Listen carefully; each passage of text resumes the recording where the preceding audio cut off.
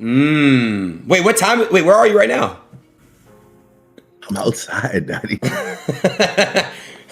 Wait, what? Oh, like after Kendrick's thing, you wouldn't. I noticed you didn't really get into that too much. So I just I don't know. It just wasn't real to me. It's like, was that real or was that just like for the people? You know what I mean? I think it's a sparring kind of sport. Yeah, but at the same time, it's like, then let it be real. Then But you seem just now a little irritated by it. No? Really?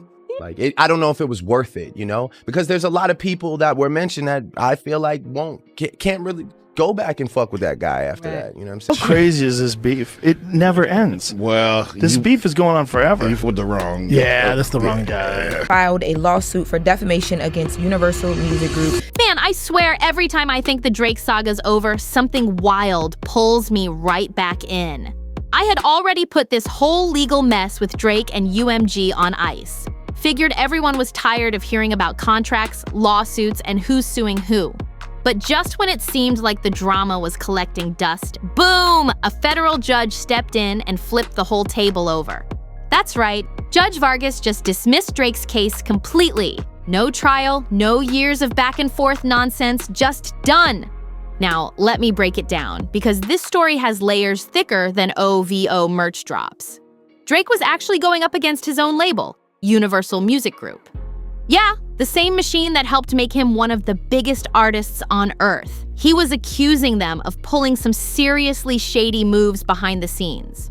According to him, UMG was plotting to damage his image, using Kendrick Lamar as their weapon of choice, calling it all a reputation sabotage plan.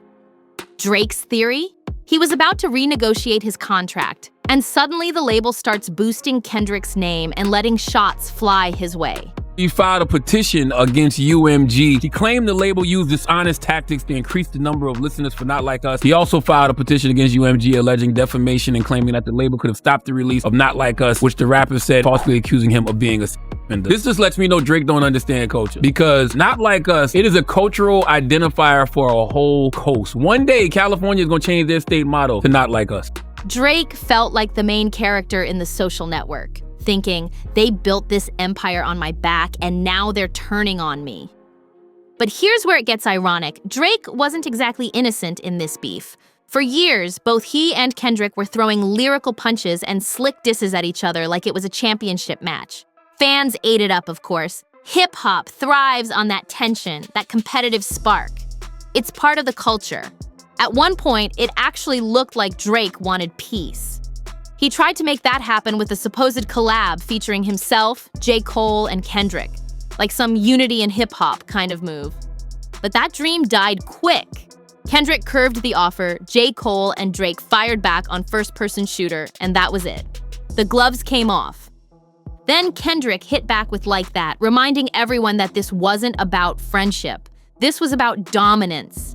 He even called out Cole directly, basically saying, if you're standing next to Drake, you can catch these bars too. And just like that, one of the biggest rap rivalries of our time reignited.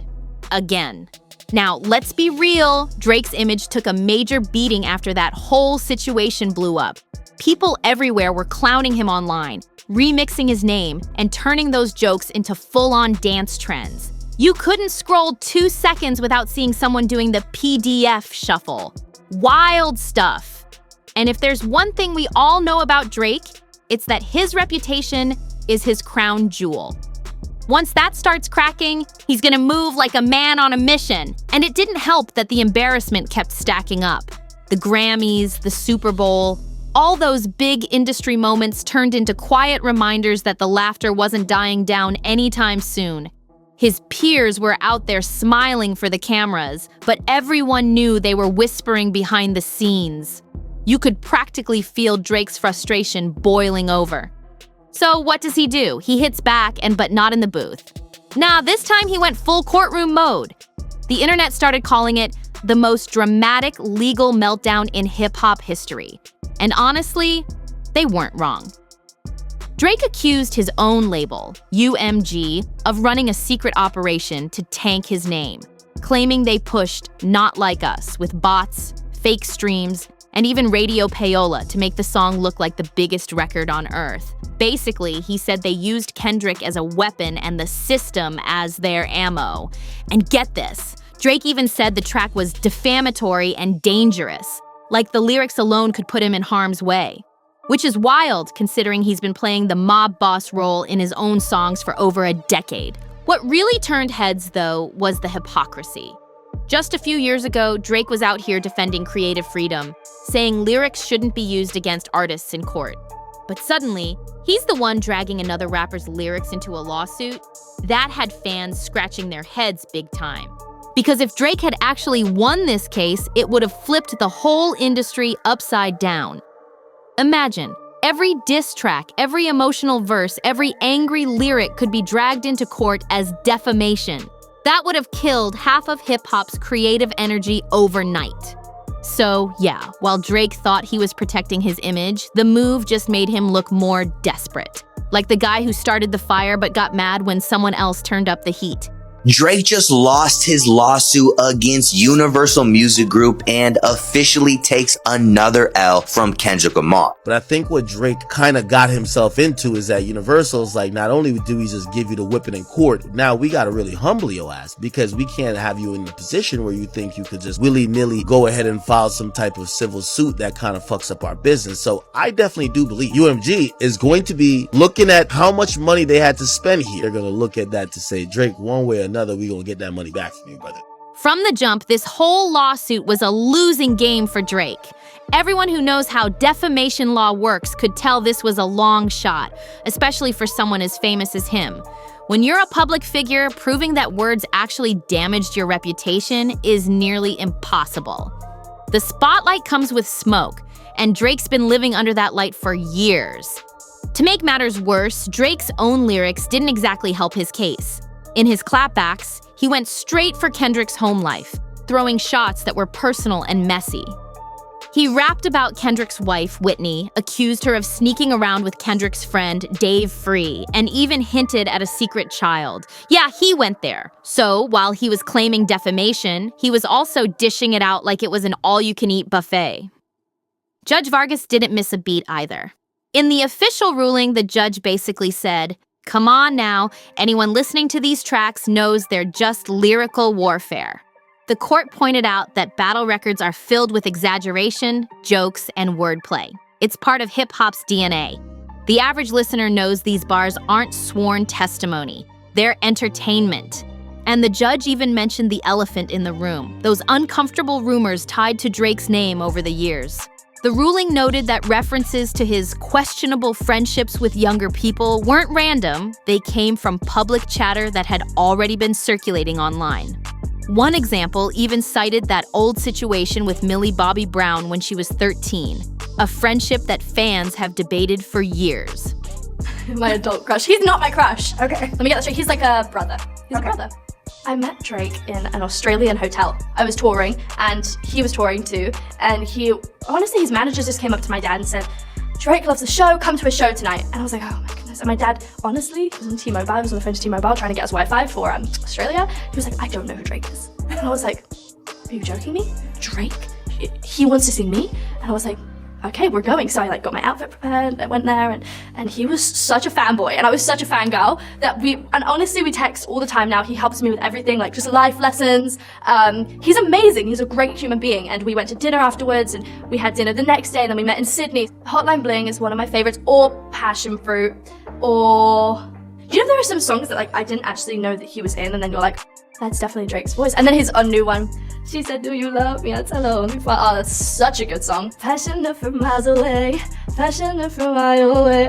It wasn't saying Drake did anything criminal, but that the topic was already out there before Not Like Us dropped. We just texted each other the other day, and he was like, "I miss you so much." I was like, "I miss you more." What advice does he give you? Like, what does he say? About boys. He helps me. What? Yeah. He's great. He's wonderful. I love him. What's his advice with boys? You know, that stays in the text messages. Because he said you have an illegitimate daughter, you groom women, and then Drake's comeback was, "I don't have an 11-year-old daughter," and Brian said, "Hey bro, address the other shit." Then came the kicker. The judge clarified that opinions don't count as defamation. meaning if a song, a podcast, or even a comedian makes a comment that's clearly personal opinion or exaggerated, it's protected. You can't sue someone for how they feel about you, even if it hurts your ego or makes headlines. The court even said straight up, people know the difference between a news report and a diss record. Basically, nobody was really out here believing Kendrick had some FBI-level evidence against Drake. It was understood to be performance, not a press release.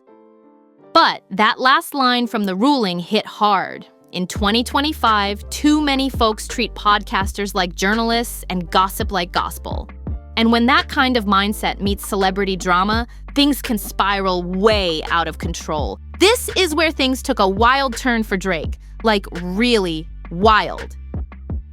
Out of nowhere, he started demanding to see Kendrick Lamar's personal business contracts with UMG. Yeah, not just financial records, he wanted everything. On top of that, he asked for any information about Kendrick's family, including biological relationships with his children, and even details involving Dave Free. At that point, it didn't feel like a lawsuit anymore. It felt like a full-blown fishing expedition. To anyone paying attention, it was clear Drake was grasping at straws. The man was desperate to find anything he could twist into leverage. Some secret detail, a hidden clause, anything to fire back with later. It screamed insecurity more than strategy. Honestly, it looked less like a legal case and more like a messy PR attempt to rewrite the story in his favor. Because let's face it, this wasn't just about money or contracts, it was about image. Drake wanted to flip the script and prove he wasn't the punchline in the world's biggest hip-hop feud. But in trying to save face, he ended up doubling down on embarrassment. While the court drama unfolded, he was still pushing out his Iceman rollout, this weird double album concept he promoted through marathon live streams. For hours on end, he'd sit there dropping cryptic hints, throwing subliminal shots, and talking like he had some nuclear evidence waiting to explode. He'd call Kendrick a puppet, accuse UMG of pulling the strings, and tease that he had a red button that would expose everything. But let's be honest, that button never existed. The fans who believed him kept waiting for that big reveal, convinced he had something major hidden up his sleeve. This is legitimately a RICO money laundering situation between the three major labels and the biggest radio conglomerate in the world. Mm-hmm. Do you understand the red button a little more now? Oh, Drake's lawsuit certainly added to this. Some of his hardcore fans were deep in it too. They turned into full-time conspiracy theorists, building entire threads, clips, and fan-made evidence to prove their idol was winning behind the scenes. There were people out here convinced that Drake was about to own UMG or walk away with billions. It became their entire online identity. But then the receipts dropped, and it was bad. Biggest waste of my fucking time of all time. The biggest waste of my god! I can't fake it. I can't fake it. That was ass. Is that actually it? That can't be it. Please don't tell me that was it, bro. No button pressed. No button.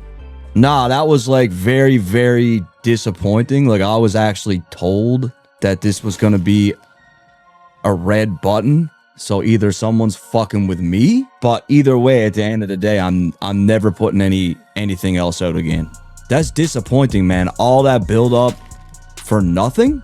I think Drake is gonna ask for something that no artist has ever asked for or received, and it's gonna be very interesting to see if he receives that. As far as money, as far as compensation for damages, on the lawsuit side, absolutely. We talking upwards of $2 billion. $2 billion. Drake's legal filings actually included screenshots of his fans' tweets and random live stream clips from DJ Academics as evidence. Like literal fan posts being used in a federal case. That's when even neutral observers started laughing. Because once you're citing meme accounts and stream rants to prove your case, by the time the final ruling dropped, even the judge couldn't hide her disbelief. In her written decision, she flat out said the whole lawsuit felt like a parody, something that never should have made it past the filing stage. She pointed out that Drake's own music practically destroyed his argument. He'd told Kendrick, "Say I got weird stuff going on with young girls," And that was exactly the angle Kendrick ran with. The judge even noted that Drake expected that Epstein-style jab from the jump, which made his outrage look like an act. She also addressed how Drake tried to single out "Not Like Us" as the reason for his reputation damage, completely ignoring every other diss track from the battle. It's like he wanted everyone to erase the dozens of records where he threw the first stones, just because Kendrick's hit went nuclear. Judge Vargas shut that down quick, saying that public feuds aren't one-sided. If you dish it out, you've got to take it too. And honestly, I can't wrap my head around how anyone thought Drake was gonna win this case. Legally, morally, it just didn't make sense. This wasn't about justice. It was about pride. Biracial. So I'm looking at it from a black and white perspective, okay? His daddy's side engaged in a rap battle. His daddy said, go out there and fight, go out there and fight. And then when Kendrick busted his ass, his mama's side said, oh no, Aubrey, we going to the police. Drake wanted the court to restore an image that the internet had already chewed up and spit out. But the truth is, he didn't have a leg to stand on. Sure, I get why he was mad. Maybe he thought UMG was low-key trying to phase him out, protecting their newer stars and cutting him loose. But that's just business. Drake's pushing 40, still switching between mob boss cosplay and heartbreak anthem aesthetics, trying to prove he's still that guy. But times have changed, and the audience has too. It's like expecting LeBron James to land a 10-year max deal today, and he's still great, but no team's betting the whole future on him anymore. The same logic applies here. At one point, Drake was the game, but now, his hits don't hit the same. Since that feud kicked off, he's dropped 30 or 40 new tracks, and almost all of them faded fast. Only Nokia got some traction, and even that felt like a flicker compared to his old classics. UMG saw the writing on the wall long before the lawsuit. They already owned the golden era, everything up through 2018, the music that built his empire and defined a generation. That's the real catalog, the timeless stuff. They didn't need to overpay for newer songs that come and go in a week. From their perspective, Drake's demands for hundreds of millions probably looked like comedy. They already had the crown jewels, and why pay for rhinestones? And maybe that's why we're seeing Drake dive deeper into his side hustles. Gambling live streams, brand deals, random collaborations. He's chasing new ways to fund the high life he built when every drop went platinum. It's not that he's broke, it's that he's addicted to staying relevant. But the irony, the more he tries to prove he's still untouchable, the more he reminds everyone that the peak came and went. Fast. Hold up, what just happened? Because honestly, my take from a year ago still hits hard today. All Drake really had to do was disappear for a bit. Just step back, go quiet, make the world miss him again. That mystery always worked in his favor. Imagine if he took 6 months off, came back with a polished album, 2 solid singles, and reminded everyone that he could still run the charts with ease. That would have been the comeback moment of the decade. He could have come back swinging like, yeah, I took a hit, but I'm still standing strong. Instead, he's been doing the exact opposite. Staying glued to every screen, popping up on every feed, trying to rewrite the story every single day. And it's giving one thing, sore loser energy. Instead of letting the moment fade, Drake's been fanning the flames of the Not Like Us drama long after the world moved on. Wait, what time? Wait, where are you right now? I'm outside, Daddy. Wait, what? It's like that kid who gets knocked out in front of everyone and shows up the next day telling people he slipped. Bro, no one's buying that anymore. Every time he doubles back to explain himself, the L just echoes louder.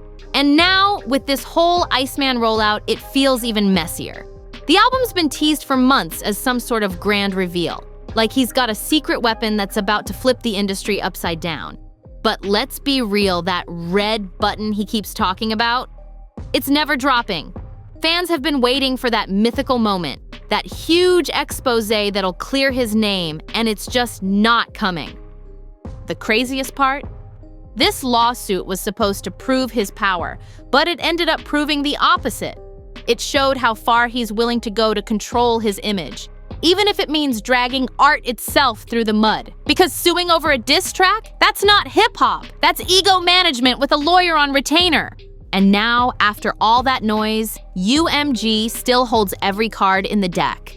They've owned his biggest records, the catalog that made him a legend. Ironically, the same company he accused of sabotaging him has been the one making sure his music never stops playing. For 15 years, they've been pushing his brand to the top. And now, they're watching him fumble his own legacy. Drake has a rich baby daddy named Lucien and Universal. Wow. He's like, man, my daddy got it. You know what I'm saying? It's like, my daddy controlled the spins. My daddy got the DSPs. My daddy. Drake has a rich baby daddy. How crazy is this beef? It never ends. Well, this beef is going on forever. Beef with the wrong. Yeah, that's the wrong guy. Yeah. It's wild. Drake's acting like the victim when he's literally the rich baby daddy of the industry. He's still one of the most successful artists alive, still pulling millions off streams, still living in mansions the size of small towns. But instead of leaning into that, he's chasing validation that nobody's offering anymore. At this point, it's hard to tell what's next. Another album? Another lawsuit? Or maybe finally a quiet moment of self-awareness. Whatever happens, I want to know what you think about this verdict and what it means for Drake's legacy. At the end of the day, it really feels like Drake's ego took the biggest hit of all. That pride that once fueled his success is now the very thing tripping him up. This whole lawsuit seemed less about justice and more about control. Like he was desperately trying to patch up a public image that had already cracked wide open. But instead of saving face, it just blew up in his. Now, the internet's laughing again, the industry's moved on, and Drake's stuck holding the pieces of a plan that never worked. It's like he tried to rewrite the narrative and ended up writing himself into a corner. But hey, that's the wild world of celebrity drama. One wrong move and the crown starts slipping fast. Anyway, that's all for today's deep dive. Make sure you hit that like button if you enjoyed the breakdown, drop a comment with your thoughts on how Drake handled all this, and don't forget to subscribe for more updates, scandals, and shocking celebrity twists. You already know. This is your host, keeping it real, one messy story at a time. Now go ahead and click on the next video you see on your screen. We've got way more chaos, lawsuits, and behind-the-scenes drama waiting for you there. See you in the next one. Peace.